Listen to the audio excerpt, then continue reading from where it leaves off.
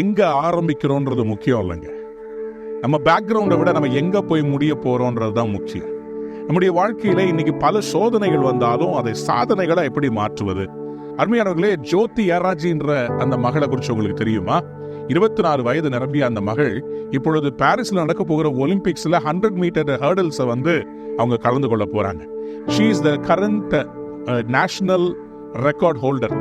20 இயர்ஸா இருந்த அந்த 100 மீட்டர் ஹர்டல்ஸினுடைய நேஷனல் ரெக்கார்டை பிரேக் பண்ணி ஏசியன் அத்லெட்டிக்ஸ் சாம்பியன்ஷிப்ல 2023ல she won a silver medal. அருமையான மகள் இப்பொழுது இந்தியாவுக்கே பெருமை சேர்க்கிற விதமாக அவர்கள் ஒலிம்பிக்ஸ்ல ஒரு மெடலை எடுப்பாங்கன்னு சொல்லி எல்லாரும் எதிர்பார்த்து கொண்டிருக்கிறோம்.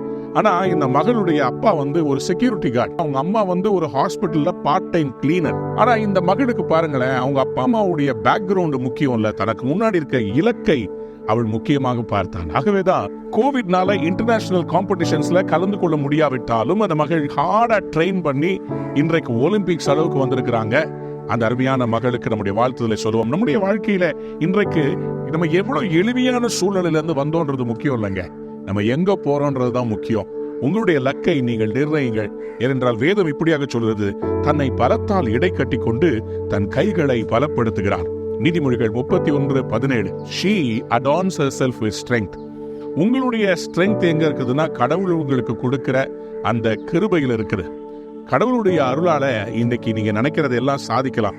உங்களுக்கும் உங்க பேக்ரவுண்டை மறந்துருங்க, உங்க முன்னாடி இருக்கிற கோலை நோக்கி வேகமா ஓடுங்க, ஜெயிப்பீங்க. ஜோதிக்கு பேக்ல ஒரு ப்ராப்ளம் இனி ஓட முடியாதுன்னு சொன்னாங்க. ஆனா அதை தாண்டி இன்றைக்கு ஒலிம்பிக்ஸ் மெடல் உடைய ஹோப்ஃபுல்லா மாறி இருக்கிறாங்க. You also, my dear friend, can break the challenges and be a record breaker. God bless you. Have a wonderful day. You are a champion. Don't look back. Look up.